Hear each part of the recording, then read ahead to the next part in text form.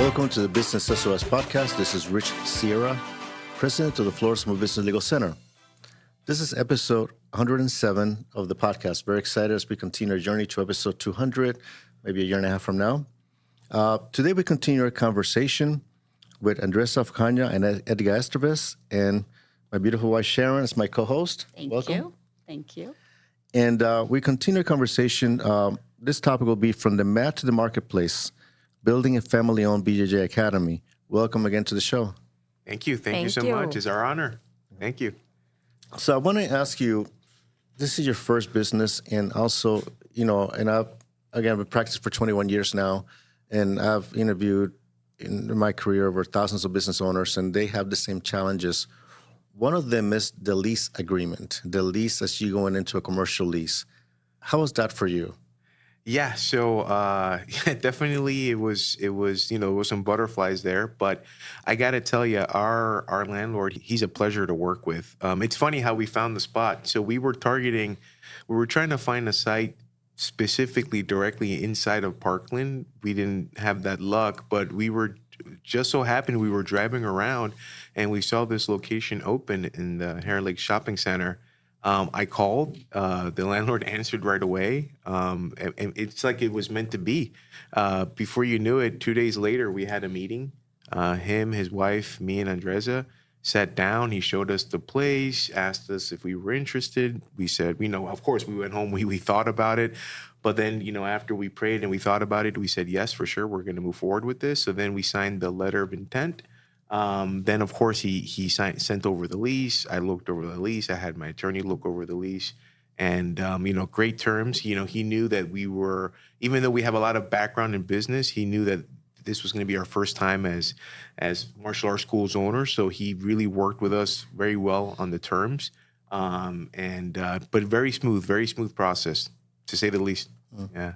But you did a couple of things right that I see. One of the things that you had an attorney review the lease. Yes. Which is very important. Sometimes I have clients that get into lease agreements without having an attorney reviewing them, which is a mistake. Right. One of the mistakes in my book. Yeah. What is important here is because commercial leases are different than residential leases. Residential leases have a specific terms that are structured pursuant to a statute. Right. They're very, very rigid. Commercial leases is basically, it's a blank canvas, anything goes. Yeah. And what I tell my clients is that leases are not pro-tenant. They're really pro-landlord. And you have, to the extent that the key is to understand what you're getting into. Mm-hmm. You're not going to have, you're very fortunate to have a great landlord, and it's a great plaza. We love going there, and we've been to a couple of the businesses in that area. But not everybody's the same way. Mm-hmm. And there's some terms that are just not good for the tenant, and what happens is people do not understand them. Right. But as long as it seemed that you understood what you were getting into, the landlord worked with you, and but I'm sure the first time you saw a document, you were kind of, what is this? Oh, for sure. Yeah, I was like, wow. I was definitely intimidated, to say the least. Yeah. Because there's a lot of language that's not common language, multiple pages of paper. Yes, I was like, I need help with this. I have to make sure that everything's dissected so we know exactly what we're getting into, for sure. You did the right thing. Yeah. Yes. And you also had to deal with business insurance as well. Of course. Yeah, no, absolutely. Yeah, that was one of the requirements. So we reached out and we got our business general liability insurance set in place, of course. We had a meeting on each other to make sure, let's go, let's do this. Yeah. And even a little bit before, even before the business insurance, of course. And then we formed our LLC, we formed our company, we opened up our business bank accounts, we got all that set up. We spoke about, exactly how we were going to structure our business, what our roles were going to be in the business, how we were going to, make sure that we maintain our business life separate from our personal life, because, this is a unique dynamic, being husband and wife, right? Being together all the time, out of work, and also owning a business together. So, it's not for everyone. I mean, you have to make sure that you really talk about everything from the get-go, because you got to be able to differentiate the two, right? Personal is personal, but business is business. I mean, if you want to be successful, that's the mindset you need to have. How you were able to divide that if you don't mind sharing that with us in terms of, because this, Sharon's been asking me to work with me all the time. And I said, I don't think it's going to work out. I'm kidding. She said, But how, it's very, and I know some husband and wife couples, but how their business owner, how does it work with you? Yeah, no, that's a great question. I mean, I think, obviously having a really strong relationship obviously is one of the key components, but we have a lot of mutual respect for each other. I mean, she respects me a lot. I respect her tremendously. So I think that right there it's really important. We have a strict rule. So when we're at home, we don't discuss anything about business. If we need to discuss something about business, we'll talk at the academy, or we'll arrive at the academy a little bit earlier so we can have meetings there, even with our employees as well. We'll have meetings with them in the academy. We try not to talk about anything outside of work so we can have that healthy balance. Yeah, we try. Yeah.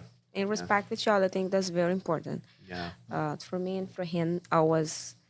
Absolutely. Yes, respect each other. If we want to talk something with all respect, and don't speak about business at the house, like he say, don't speak. Right. Enjoy jiu-jitsu. Jiu-jitsu is a journey. Like, it's not just my job. I love to do jiu-jitsu, and I still want to do for whole my life, and I think he's too. And if it's a business, it's a job, it's still being like what I love to do. Exactly. Yeah. And I think another big key piece is we don't make any decisions without making sure the other person's okay with it, right? We don't just go off on our own and say, hey, I'm going to do this and this and that. We always make sure we talk about all the decisions before we make them for the academy. That's also important. And like she says, we also make sure that, but we have a passion for this. We love what we do. We didn't have to open an academy. But we've, like I said earlier in the other episode, she's so good at what she does. I figured, why not do it for us, for yourself? So. Yeah, in the beginning it was fun. He said, like, Andrezza, we need to talk with each other. We spoke a lot before. Have a meeting, dinner, like, to talk about business and what we're going to do, work together, how we're going to be. We spoke with some friends, too, take some advice. They already work together. And he say, Andrezza, because of my personality, he said, Andrezza, you need to talk before you do something. Okay, I understand, like a couple. But in the end, I told her, hey, who need to talk before is you, not me. And the people think, Andrezza is the boss. I'm not the boss. He is in the end. I just keep following his directions. Yes, it's true. And then I try follow, because I'm very good at like trying to follow directions. Okay, we have rules here. We're going to follow these rules and let's go. I think what she's trying to say at we're really good at playing towards our strengths. So I have more of the business background. She has obviously the jiu-jitsu background. So we said, okay, let's play that to your strength, right? When it comes to the academy, how we run the programs, you're the 4th degree black belt, right? So, and I have more of the business background. So I'll play my strength more to that side. So you're the boss on the mat and you're the boss behind the scenes. Exactly. Yes. Yeah, that's exactly it. Tell me more about your business background. Yeah, so I've been in restaurant operations all my life. I've been working in operations. I also do consulting for franchisees.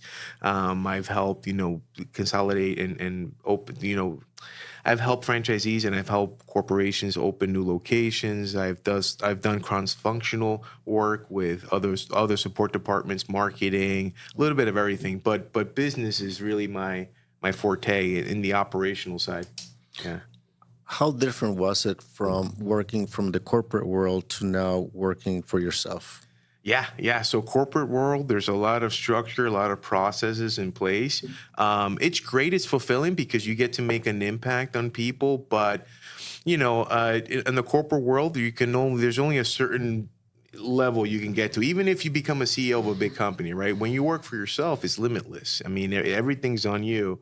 So the sky's the limit on what you can accomplish, right? I mean, of course, a little luck needs to come into play. But when you work for yourself, I think they both have their strengths for sure. But definitely when you work for yourself, I mean, I think that's most people's dreams, right? Being able to be your own boss, kind of like having a baby, right? I mean, being able to construct something of your own. I love it that we got into this business because we both have a passion for jiu-jitsu. Of course, there's the business side of it. I mean, we need to pay the bills and the profit's nice as well, of course. But yeah, I would say that's the biggest thing is just there's a certain cap that you have on the corporate side, because at the end of the day, you're always going to be an employee, right? Yes, yeah. No matter what, even if you're Yeah. the CEO making what you make, you're always going to be an employee. But when you own your own business, it's different. It's yours, and whether you succeed or fail is completely on you. So Yeah, I agree with Yeah. that. I think the challenge is also as well is that you're responsible for the cash flow, sales, marketing, delivering the service. Everything is on you, and you never stop thinking about it. yeah, exactly, 24/7. Yeah, yeah. You know, she knows I cannot go mentally on vacation. I'm always thinking about it in some fashion. Of course, You know, so it does not change. Yeah. Yeah. Tell me more about, Sharon, ask a question about the women's march self-defense. Oh, yeah. Want to talk about that again? Right. So we talked a little bit before, and it's a conversation that I have with a lot of my friends. And it came up again last night about the purpose of self-defense and why women should learn self-defense. And sometimes even, the men may not encourage it because they don't think it has value. Sometimes. Some men may not encourage it because they don't think it has value. Yeah. Because, you're never going to be able to take on somebody that's that big. You're just going to have to hope for the best. So talk a little bit about how the self-defense classes can help women and the benefit of those self-defense classes. Yeah, the self-defense class gonna help women with the confidence, with the self-defense, the skills. You're gonna learn martial arts. We're gonna learn, I say, it's not just about physical, it's a mental, because sometimes when something happen and someone try to attack you, it's not about how you're gonna just answer physical, but how you're gonna answer mental. Some women, they freeze. When we start train and then you start practice, you start feel confident, you start be ready and think, hey, I'm ready. If I need to use this to help myself, I gonna do. And the big challenge, like I say, it's not just physical, it's mental. I work with this many years and I hear many issues. Sometimes the woman, and they know how to work, but they cannot to move. They feel like they're freezing. And what they can do to pass through this process, train jiu-jitsu. Jiu-jitsu sometimes make you feel uncomfortable when you have someone on top of you and you need to think about how you're going to escape in that position. I think that's the real life, how sometimes you feel in some situation. And the situation when you need defense yourself, when you're not comfortable and you need to be smart and fast and sometimes to defense yourself, to escape that situation. I think at this point, jiu-jitsu self-defense is going to help a lot one woman. And sometimes the woman think they don't have strength. And it's they start training jiu-jitsu, it's like a flower start bloom. Hey, I can do this. Oh my God. I have an instructor. She started as a white belt, like my daughter. She still be white belt in the beginning, and she didn't know how to practice jiu-jitsu, run on the mat, front row, back row. Now I see her she just do front row, back row. She stand up, and I see she's strong. Sometimes she change her face when she gonna fight, and I love it. I see she start build confident. Yeah. Just to add on to that, that's very well put. But just to add on to that, so having that mindset is really important, and that's why we said earlier the importance of getting women to come and train. We like to teach a lot about situational awareness, right? That's a big component of self-defense. Sometimes self-defense doesn't have to be actually making contact with someone.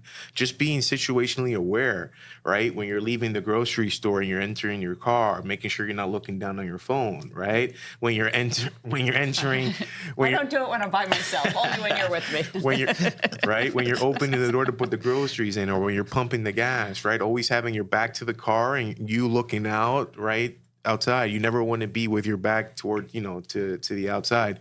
So just the little things like that. Another big key thing is with jiu-jitsu itself. So jiu-jitsu was developed, right, originally by one of the Gracies, Elio Gracie, and it was developed to enable smaller, weaker people to be able to defeat larger opponents. That's what jiu-jitsu is based on. So that's why we feel like especially for women, right? It's a great martial art. Another thing that we teach in jiu-jitsu is obviously, when you take well, not in all cases, there's a lot of strong females, but for the common male and female, the male's going to have the strength advantage. Right. So when we teach self-defense, we teach women how to use their advantages. So instead of obviously when a female throws a punch, it might not have the same effect as a male. So in our self-defense classes, we teach females how to throw elbows, how to throw knees. If you ever get hit with an elbow, especially from a female, I don't care how big you are, you're going down. I mean, those elbows are sharp. They're gonna leave a big gash and enough to get away. Yeah, it's going to be a really bad day in the hospital. So, no, there's a lot of benefits to it. But the number one thing is just getting them to come train, to believe in it, to do jiu-jitsu, to put themselves in those situations in a safe environment, right?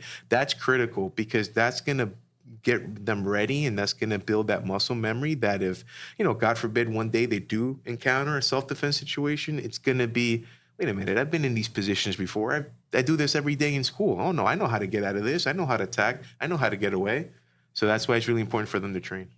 What advice do you have for women that are intimidated by the close contact? Because I know a lot of the people that I talk to, they don't want that close contact. Mm-hmm. You start with self-defense. We start with the self-defense. Why? Like he said, we work with strategic drills, where we have strategic situations when we don't use like a lot contact. And then I think that's the begin. And then you go for there. I understand some people, they don't want to maybe have too much contact, but with jiu-jitsu we have. It's contact sports, yes. for sure. And sometimes I have students, they don't want to roll, they don't want to roll with men's, and I respect and I give it time to they like feel comfortable. We have a lot of girls on the mat. They say, okay, I respect you. You don't want to roll with men's, it's fine. I'm not going to force you. You're going to roll with me. You're going to roll with my daughter, my niece. I have a lot of girls here, and we're going to have fun. And then later on, I start to see the girls start to feel like comfortable. Okay, I'm okay to do this. Yeah, you usually see once they start getting more skills and they start getting better and better, then they're like, all right, I'll take him on. I can handle him. And that confidence translates off the mat too. Yeah. I have like, they call me Chia. Chia's aunt. Sometimes they call me like this. Chia, can I roll with that one there? Oh, I say, okay, then go. Tell us about your daughter, Maria, and how she's contributing to the school, which ties into women's self-defense. Yeah. Maria, she's one of my instructors. She's a very smart girl. She has a lot of skills, very talented. She does jiu-jitsu as a hobby, but I say it's because he wants. Because if you want to be world championship, I'm sure 100% you can be. But it's okay, respect. She want to just train for hobby. She wants to help me and run the academy. I'm very happy. I'm very proud of her. She's very responsible. She takes serious what she's doing. And she's building the skills. Like jiu-jitsu in our house never was you can choose to jiu-jitsu. To be honest with you, is a mandatory in our house jiu-jitsu. Everyone needs to do jiu-jitsu. You can practice other sport, but jiu-jitsu is a mandatory. I say, Maria, I don't know. We're not gonna be with you forever on your side. You're gonna be one day by your side, by yourself. Uh-huh. You're gonna go to college, or you're gonna be in another place. You need to be able to defend yourself, right? Maria is very shy, but she knows how has the posture necessary to go anywhere. I think that jiu-jitsu help a lot, and even her now with almost 18 years old, she worked there.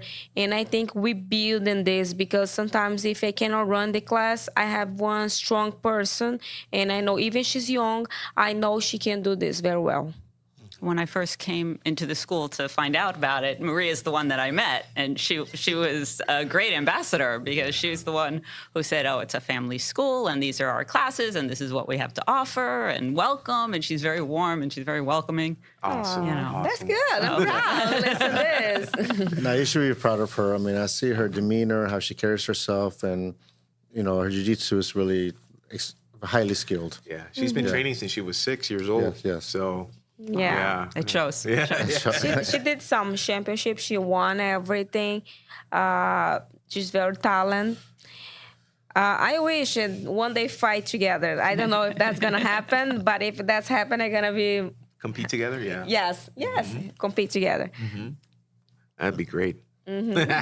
For those students that want to compete, you offer that program as well. Of course, yeah, absolutely. So we never force anyone to compete. I mean, we always like to tell people if you just want to come train, get your black belt, totally fine. But of course, if you're somebody that wants to compete, usually the younger practitioners, the 20-something-year-olds, they're the ones that like to really compete. And we say, of course, yeah, if you want to compete, absolutely fine. We always tell them, hey, come talk to us first. Tell us exactly what you want to get out of it. Let's pick a tournament. Let's formulate a plan, a camp, right? Yeah. But we always tell our students, though, like, if you're going to compete, you really have to make sure that's what you want to do, because competition, it's a whole nother level. There's a lot of preparation that goes into it. And if you want to be successful, if you want to win gold, you have to put the work in, right? So like in our academy, we tell our students, right? So anybody below the adult bracket age, which is below 30, if they want to compete for the duration of the camp, they have to train at least 6 times a week for us, right? And anybody above 30, if they want to compete, it's at least 4 times a week they have to train? Yes. Yeah, it's really, really important that they get that time in, because the conditioning, just the sheer conditioning that you need to be able to compete, it's it's like doing 10 rounds of sparring in one, Yeah, right? we know. Yeah, you guys know. Yeah, exactly. So It's sacrifice. I say if you want to compete, you should be ready to sacrifice yourself too. It's not everything's beautiful. Be athlete is not, it's not easy. Okay, I did this whole my life almost. I got a scholarship, college, being professional athlete, and I sacrifice a lot. No parties, no Friday night sometimes. No, everything's beautiful. Has a medals, win something, it's beautiful. But the process, you pass through the process, is not easy, and that's the moment. And you cannot stop. You cannot give up. Sometimes even you have a minor injury, you need modify your train to keep training. And always I talk this with my students. Well, you want to pass through this 100%, because I don't want to say everything gonna be easy, or nobody else tell me like I need to train every day. Nobody else tell me if I get hurt and I need like maybe modify my train to keep training and don't stop if you want to compete.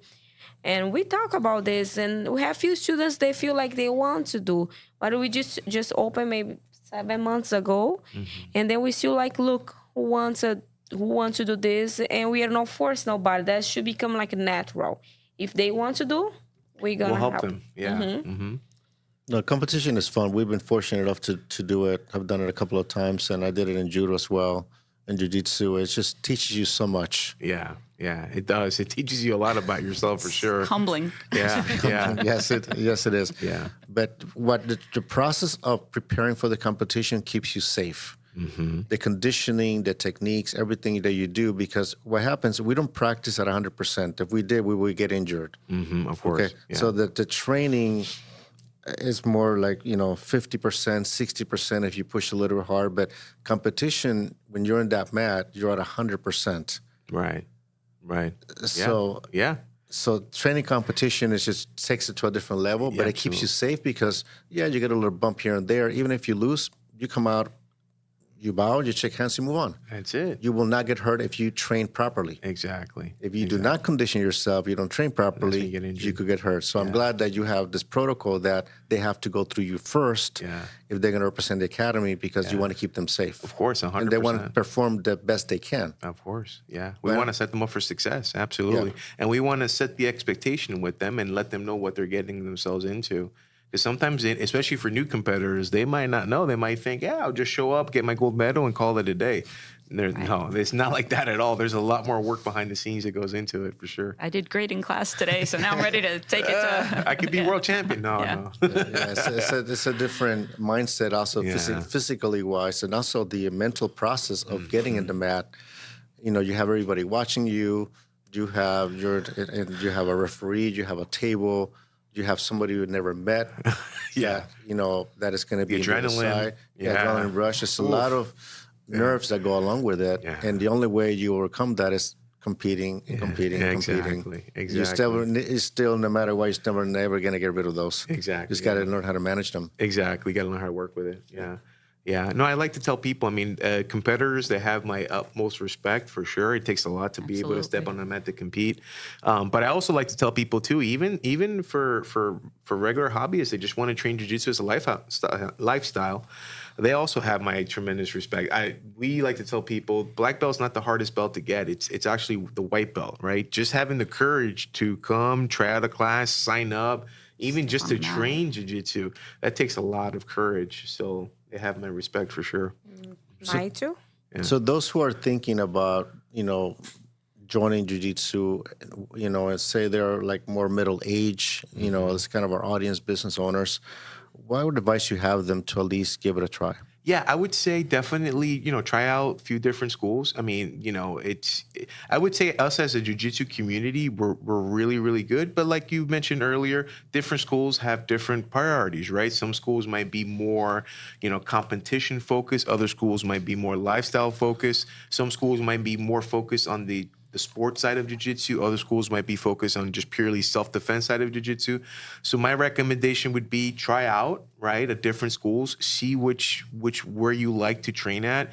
When you go train, of course, you're going to be, you're going to try out and you're going to evaluate the instruction, but also get a good feel for the culture. To me, that's really important, especially as somebody middle-aged and above. Like you mentioned earlier, the culture is a big piece, right? You got to be comfortable where you're training at. You got to say, okay, I can feel comfortable to go and train tonight, but I also know that when I leave, I'll be able to wake up tomorrow and go to the office. I won't be walking in with any black eyes or with a torn kneecap, right? So that's important. Yes, So that would be my advice. And for the girls, like we spoke all day about, like I wanted the girls like feel safe. I don't want to see men like walking without shirts. In our academy, you have a little young girls there, all with just the underwear. Sometimes that's normal. And I say, we cannot allow the people to do this here. Nope. We have a lot of kids. We have a lot of girls here. I want the parents feel the girls are safe too. Yeah, absolutely. That impressed me about your academy. You require a uniform. Everybody has to wear a rash guard. Yeah. Everybody's the same. Right. Yes, right. The uniform complete. Everyone it's about safe. We try build the environment safe, and of course you need to have rules. That's normal. That's a life. We can that's structure. I'm here. I need to follow your house rules. Yes. Yeah. We didn't talk about this, but let's talk a little bit, Edgar. Talk about gi versus no gi. We teach us both. So talk a little about the differences and the teaching and also the training. Yeah, of course. So of course they're both jiu-jitsu. They both have the same basis, but in gi jiu-jitsu you have the concept of grips, right? So there is a lot more. I wouldn't say more, but there is. There's more techniques that you can do in the gi compared to no gi, because now you have grips involved. There's more chokes, there's more controls, sweeps. I always like to tell people, because sometimes I'll have people, they'll come in, they'll try out a class, and I don't really like the gi. I just want to train no gi. And I say, hey, if that's what you want, no problems at all. But I always do recommend. I said, listen, put on the gi, train the gi. Even if you're not a big fan of the gi, it's going to make your no gi a whole lot better. No gi, of course, you're not wearing a kimono, so it's a little bit more fast paced. There's no grips involved. It has a little bit more wrestling, but it's more submission grappling, wrestling based. But yeah, I would say that's the biggest difference. So in the gi, it's a little bit more slow, a little bit more control because there's the art of grips to it, and then no gi is a little bit faster paced because there's no grips involved. Yeah, the grip is in the joint for no gi, neck, elbow, wrist. We don't have clothes, and when you use the kimono, the jacket, we can use the clothes to help ourselves, right? Some people they don't like because they feel uncomfortable. It's not easy. Not easy. Yeah, but like when they starting getting 100%, like Professor Edgar say, they're gonna make the no gi in another level. I'm like. One person is able to train gi, and then in 1 week she's gonna be fine training no gi. But who train just no gi, in 1 week they're not gonna be fine in training gi. different. The grip is totally different. The speed when you fight is different. Yeah, but the whole idea is getting out of your comfort zone. Exactly. Like my comfort zone is gi, but I'll do no gi to get myself out of the comfort zone, and I find out, okay, I can do this. Yeah, exactly. And you learn and grow the experience, but you train both gi and no gi for those who are interested. Yes, absolutely. So how do people find you? Yeah. So they can go online at Andrezza Façanha BJJ.com. They can also look us up on our social media at Andrezza Façanha. And then they can also give us a call at 954-910-7177. We're located in the Heron Lake Shopping Center, where the Crunch Fitness is at 5659 Coral Ridge Drive. We're just south of Sawgrass on Coral Ridge Drive.